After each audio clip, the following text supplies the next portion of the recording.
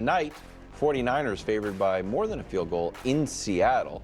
Seahawks coming off of a loss to Greg's Giants and Daniel Jones, while the 49ers have only beaten the Jets and the Patriots. That's not good. What would a loss mean tonight for Purdy? Greg, we can start with you because these two were at each other's throats. Oh, I'm not surprised. So this would be tough for the Niners, obviously, because of when you look at their division, they're already currently 0-2. And to fall to 0-3, it would be hard for them to even win that division. That means now you're trying to fight for a wild card spot.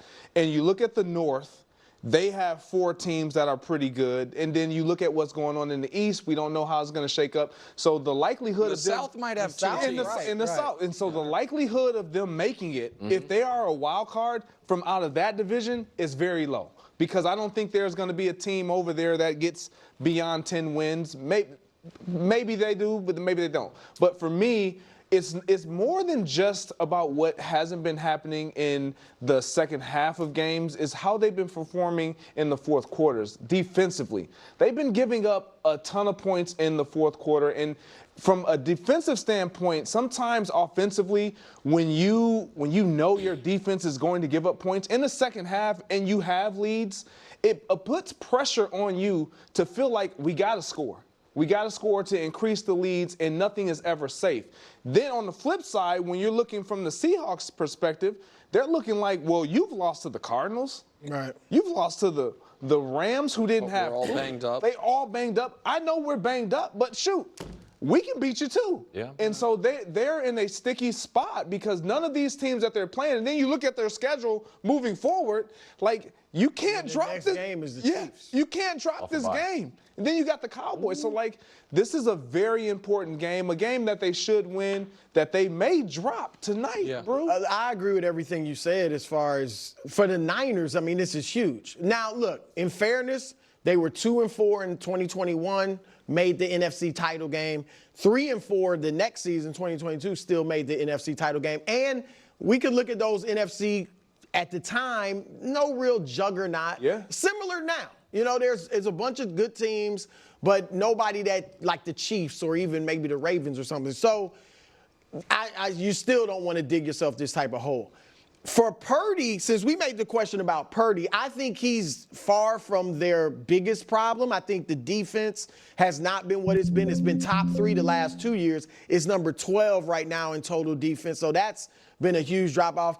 Ayuk, and look, I guess there's something to, if you miss training camp, because we saw it with CeeDee Lamb, now we saw it with Ayuk. He was great last game, had 147 yards. That was his first time 50 yards or more this season. So maybe he's coming into playing well.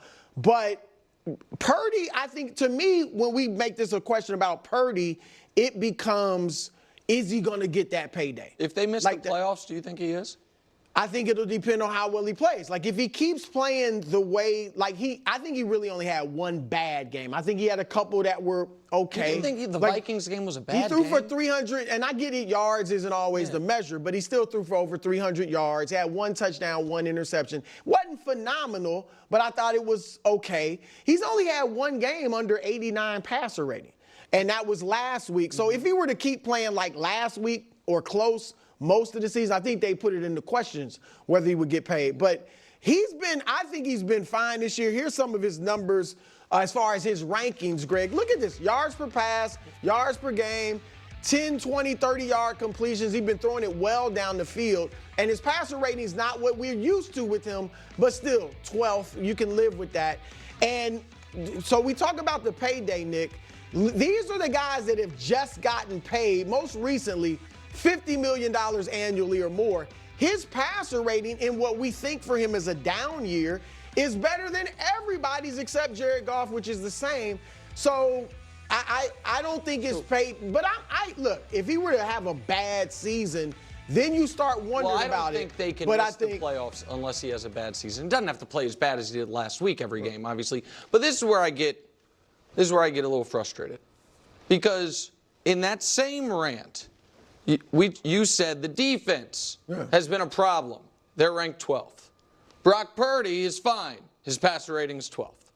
And it just feels like we are consistently, you say I move the goalposts. It seems like that there is, if you don't not you, Brew, the generic you, if one doesn't just say Brock Purdy is clearly a top 10 quarterback in this league, you're a hater. Judge him the way we would judge any of the guys we know are top 10 quarterbacks, you're being unfair.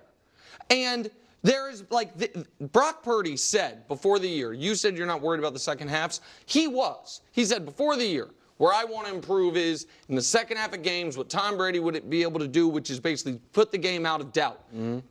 We can show you the numbers, but we also know from our eyes it's been the opposite. Twice, they've had double-digit leads and they've lost, and he has been turning the ball over. And you're right, against the Vikings, he had 1 interception, 1 touchdown. I also think he had a fumble in that, or lost fumble in that game, so 2 turnovers. The point I have made about Purdy forever when it comes to the conversation about paying him is, well, when you pay him, you're not going to have this litany of stars. Correct. So how does he do without the litany of stars? And we now have an even larger sample than we did last year of how he is when he's missing just one of them, because he's missing McCaffrey in every game.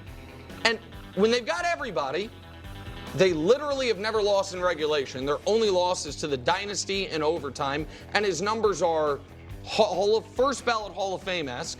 And without just one of them, he's all of a sudden, the team is 2-7. The touchdown to turnover ratio is egregious. The passer rating is actually not as bad as you would think, because Brew is right. Even despite all this, he is still chucking it downfield. They are still getting big plays. He is not dinking. His rookie year, it was a lot of intermediate short stuff. The last 2 years, it has been down the field. Nobody's taking that away from him. And then it does appear the last 10 games of his career, he has been drastically different across the board. The team scores a touchdown less. Instead of winning 6 out of every 7, they win 1 out of every 2. Instead of having 4-to-1 touchdown to turnover ratio, it's 1-to-1. And does that include playoff? Yes. Okay. But it does not include the NFC Championship game where he played 5 plays or whatever. You know what I mean? So that we just took that out because that's an unfair. You know what I mean? So that was. I think he was good. I think he played well in the playoffs. I don't think he played phenomenally, but I thought he played well and obviously helped him get to the Super Bowl. Right, but the leading up to the second half. Yes, he came back in the second half. And leading up to the playoffs, though, he was having the conversation around him last year was, is he the league MVP?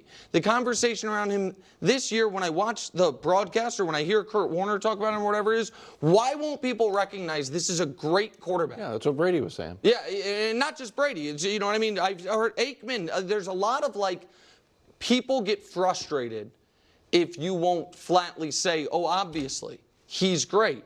And I'm simply saying I think there are, unlike with Joe Burrow, who's, in the same statistical range over the last, Purdy's in a better statistical range over the last 2 years. But, take Mahomes, Lamar, and Allen out of it, because I think that's everybody's top 3. Mm-hmm. I think people want you to put Purdy right in that next group with Burrow, with whomever, Stafford, whatever your guys are.